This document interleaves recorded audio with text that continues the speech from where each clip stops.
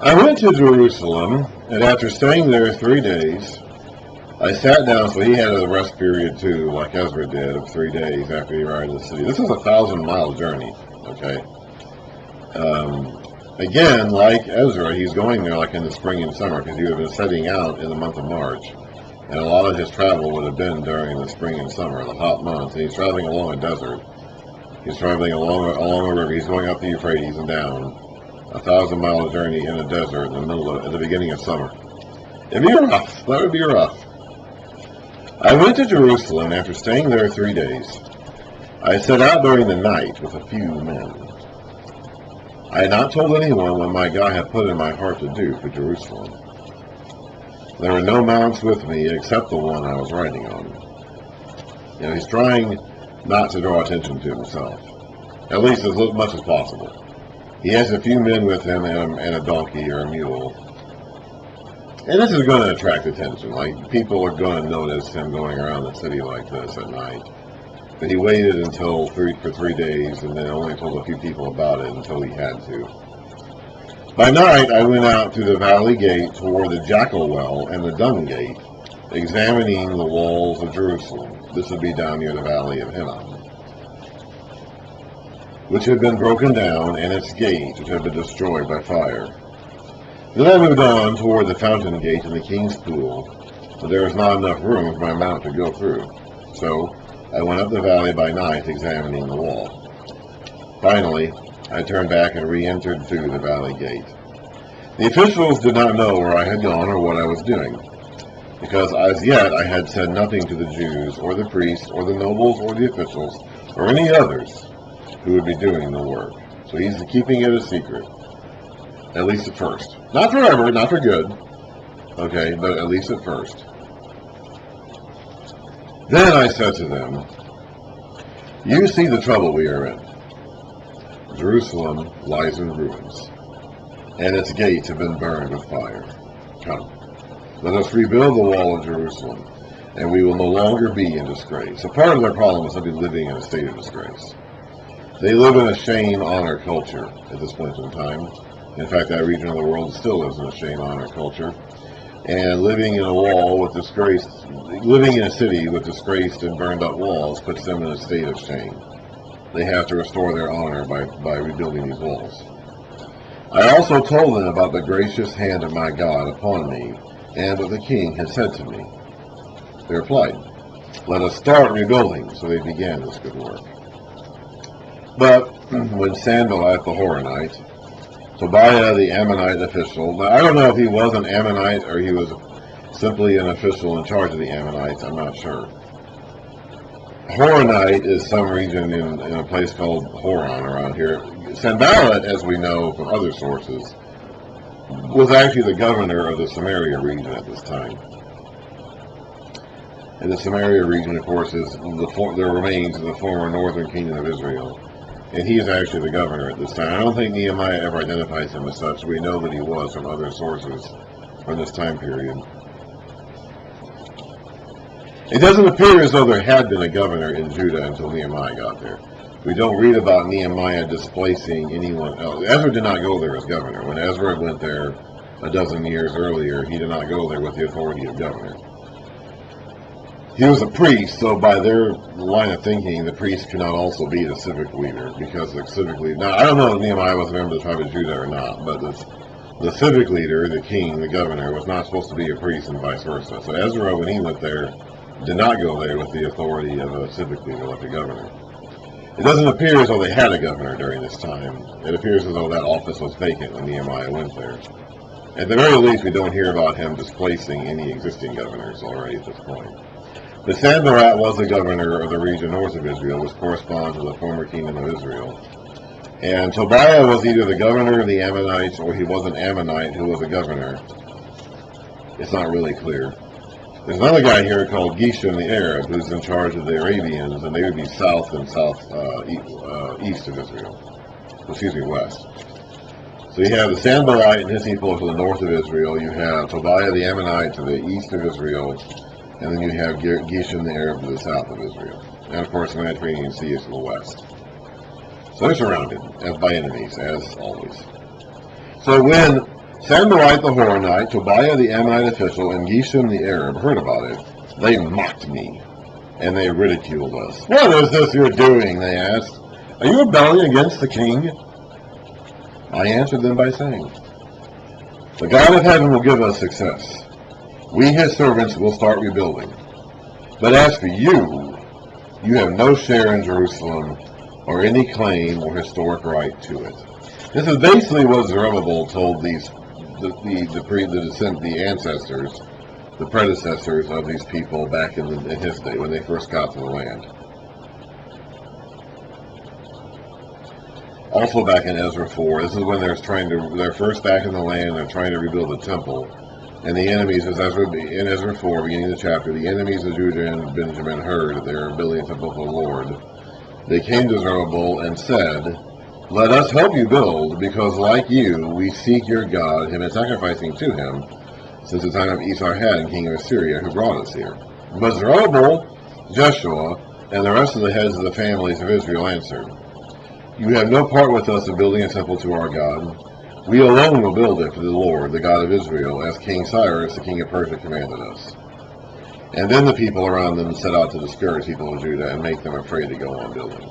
So this is a continuation of that. These people, these are not the same exact people, but they are their descendants, the second or third generation removed from Zerubbabel's generation. And they have been excluded up till this point from having a share in Jerusalem. And that still bothers them. This is 60, 70, 80 years later, and that still bothers them. They still want a share in Jerusalem. This is actually more like 90 years later now. I was in 538 BC. This is in 444 BC. That was almost 100 years ago. And they still want a share in Jerusalem. If they can't have a share in Jerusalem, they don't want the Jews to have Jerusalem. And that's still what's motivating these guys. And Nehemiah is saying basically the same thing that Zerubbabel said almost 100 years earlier.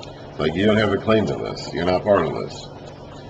Now, they could have been part of it if they had sworn fealty to Israel's God and converted themselves to Judaism.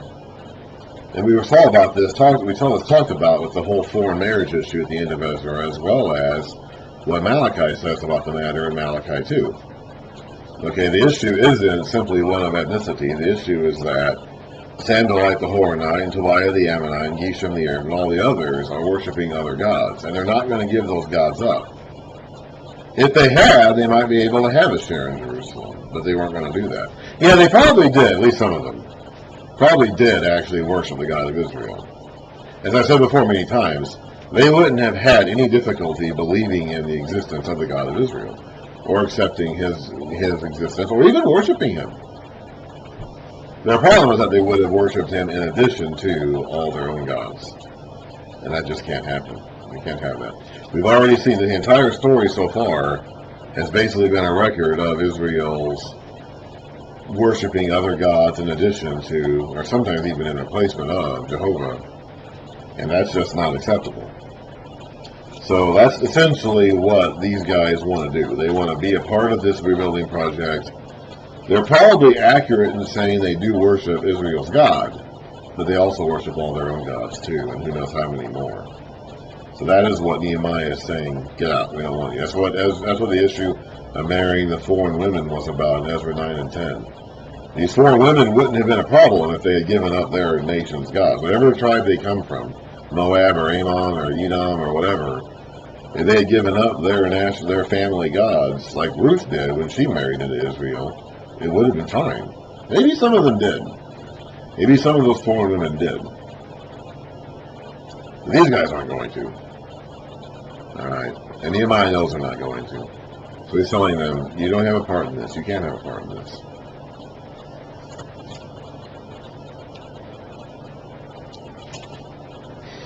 Now we're going to read chapter 3, which is about the building of the wall. This is one of those thoughts in Nehemiah and Ezra. Like this entire section, Ezra and Nehemiah, is written very strangely, because you have the Ezra portion written from Ezra's own perspective, and the Nehemiah portion written from Nehemiah's own perspective, and then you have other portions that are written from someone else's third-person perspective, probably someone who lived a little bit after these guys, that is combining them all into one document. Ezra and Nehemiah was originally one scroll that was separated into two. And this whole section it bounces back and forth between Ezra's perspective, Nehemiah's perspective, and this later editor's perspective. And this is chapter 3, which is about the building of the wall itself, and it's a broad overview, kind of zoomed out perspective on the building project. It's not written straight from Nehemiah's ground level perspective about the day-to-day details. It's saying this is how the whole project was completed in the span of time that it took. And I don't know where all these locations and gates are in the city, either from that period of time or beyond, and I don't know how this compares to the original city that existed before Jerusalem was destroyed. I do know that it's a smaller city. Okay, some parts of this are the wall that was originally there that's being repaired, and some parts of it are just entirely new wall. The rubble from the old wall is still lying on the ground. Some of it is being reused to make the new wall, and some of it is not. Some of it they're just leaving there because they can't remake it, or the terrain is too dangerous, or whatever. So the old wall is not being completely restored. Some of it's being restored. Some parts of the new wall are being built, and it is going to be smaller than the city that was there before. The gates, the walls are not going to follow the same routes, and it's not going to be the exact same city or the exact same dimensions. But as far as how these locations relate to one another, from the old Jerusalem to this Jerusalem, and how that relates to any known location in Jerusalem today, I can't tell you. Okay, I've never been there, I've never been to Jerusalem. I don't know how these locations look today, or if we've identified these places today. I don't know. I'm not that visual with it. Like, you have to look at maps and artist renditions of it to understand it. So I'm just going to read this text. This is going to be very dry, unexciting reading. That it mattered a lot to the people of this period of time, which is why the later editor of this book included it in here. So we're going to get through it. Eliashib the high priest is in Nehemiah 3. Eliashib the high priest and his fellow priests went to work and rebuilt the sheep gate. That would be the gate that they brought the sheep into the temple to sacrifice. So it would have been close to the temple. The temple is on the northern end of town. So this would have been close to the temple. That's where they would have brought in all the sheep to the temple. They dedicated it and set its doors in place, building as far as the Tower of the 100, which they dedicated, and as far as the Tower of Hananel. So that's probably in two directions. One direction goes to one tower, and the other direction goes to the other tower, probably. The men of Jericho built the adjoining section, and Zechar, son of Imri, built next to them. The fish gate was rebuilt by the sons of Hassenaah. They laid its beams and put its doors and bolts and bars in place. Meremoth, son of Uriah, the son of Hakaz, repaired the next section. Next to him, Meshullam, son of Berechiah, the son of Meshebzabel, made repairs. And next to him, Zadok, son of Bana, made repairs. The next section was repaired by the men of Tekoa. That's Amos's old hometown. But their nobles would not put their shoulders to the work under supervisors. So the poor and common man did, but the nobles would not, for whatever the reason. Now, all of this is happening simultaneously. We're going to be reading about this in sequence as we work our way around this wall. But just think, as all of these teams of people, these groups of people, where they're families or individuals in some cases, or guilds, or whatever it is, they're all like doing this together. Okay, this is a collaborative project. They would have had these roles assigned. You do this part, you do that part. And so they're all doing this together simultaneously. So one group is working on one part of the wall, while the other group is working on the other part of the wall, and that's happening all the way around the city all at once. The Jeshanah, what does that mean? Or old gate was repaired by Jehoiada, son of Paseah, and Meshullam, son of Besodiah. They laid its beams and put its doors and bolts and bars in place. Next to them, repairs were made by men from Gibeon and Mizpah. Melatiah of Gibeon and Jadon of Meronoth, placed under the authority of the governor of Trans-Euphrates, that would be Nehemiah, although for some reason his name is not mentioned here. So this section probably wasn't written by he himself. Other parts of the book are written by him, he refers to himself. Here he is not. So this probably wasn't written by him. It was written by somebody who came later. Uzziel, son of Harahiah, one of the goldsmiths, prepared the next section, and Hananiah, one of the perfume makers, made repairs next to that. So some of this is being done by family, some of this is being done by clan, some of this is being done by hometown, some of this is being done by guild, the perfume makers or the goldsmiths. They restored Jerusalem as far as the broad wall. Raphiah, son of Hur, ruler of a half district of Jerusalem, prepared the next section. Adjoining this, Gedaliah, son of Harumoth, made repairs opposite his house, and Hattush, son of Hashabaniah, made repairs next to him. Some of this was based on particularly where they lived. Some of these guys had houses right there in Jerusalem, so they built sections of the wall that were nearest to their house. Some of them would have had houses built in the wall itself. I don't know how they assigned all this. We don't read about that. I'm assuming they cast lots. But they had like their assignments, and they took to their assignments, and they were all working on those assignments simultaneously with all the others. Malchijah, son of Harum, and Hashub, son of Pahath Moab, repaired another section of the Tower of the Ovens, where they would have had all their ovens. They had very practical names back then. The place where you had all the ovens is where you called the Tower of the Ovens. The place where you threw out your poop is where you called the dung gate, or your dung. The place you brought in the sheep was the sheep gate. The place you brought in the fish was the fish gate.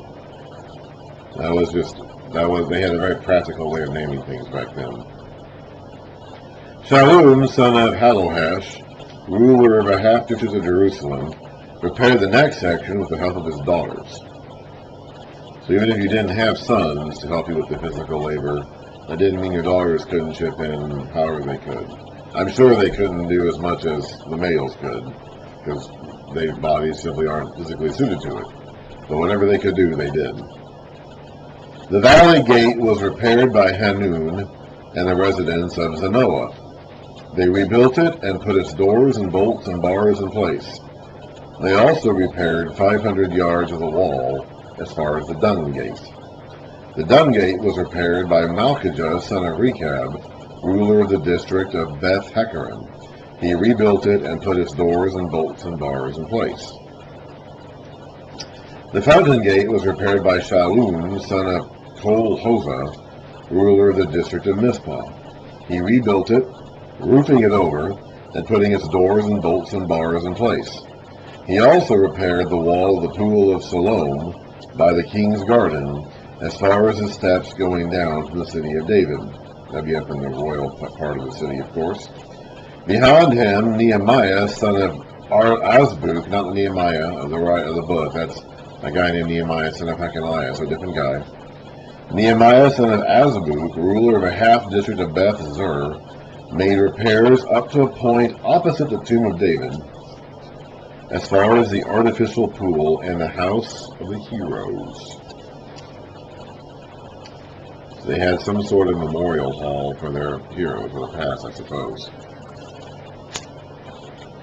Next to him, the repairs were made by the Levites under Rehum, son of Bani.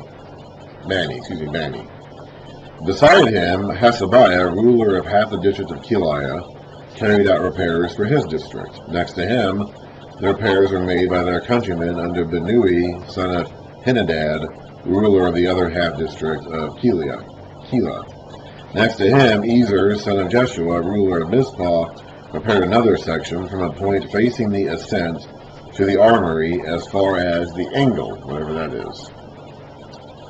Next to him, Baruch, son of Zabbai, zealously repaired another section from the angle to the entrance of the house of Eliashib, the high priest. So the high priest's name this time was Eliashib. Sure about that at the beginning of the chapter, though. I don't know what the angle is. Probably some angle somewhere, some sharp angle that they knew about at the time, but I don't know what that is. Next to him, Meremoth, son of Uriah, the son of Hagzok, repaired another section from the entrance of Eliashib's house to the end of it.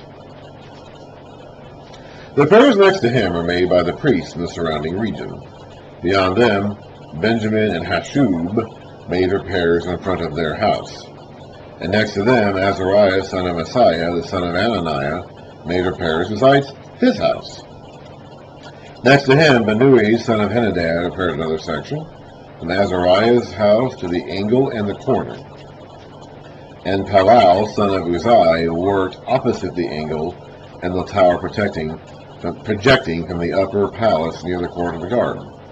Next to him, Pedaiah, son of Parash, and the temple servants, living up on the hill of Ophel, made repairs up to a point opposite the Watergate,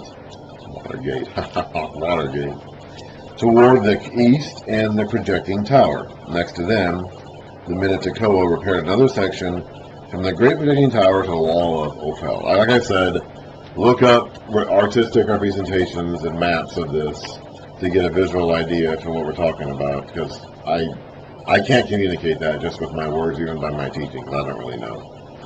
Above the horse gate, the priest made repairs, each in front of his own house. Next to them, Zadok, son of Immer, made repairs opposite his house. Next to him, Shemaiah, son of Shechaniah, the guard at the east gate, made repairs. Next to him, Hananiah, son of Shelemiah, and Hanu, the sixth son of Zaloth, repaired another section. Next to them, Meshullam, son of Berechiah, made repairs opposite his living quarters. Next to him, Malchijah, one of the goldsmiths, made repairs as far as the house of the temple servants and the merchants, opposite the inspection gate, and as far as the room above the corner. And between the room above the corner and the sheep gate, the goldsmiths and merchants made repairs. Whew, we got that done. So that is who did the work, where, and how. They're all working together, by the way. This is all simultaneously happening. Everything we just got done reading there in chapter 3, that's all happening all throughout the city at once. And it's not going to be easy, as we're going to read about. That's an overview. That's an overall picture of how the project got completed, by whom, working on what parts. But we're going to read about the next couple chapters, like more detailed accounts of what was going on during that time. But what we just read in chapter 3 was an overall broad perspective of how the work got done and who did what parts of the wall.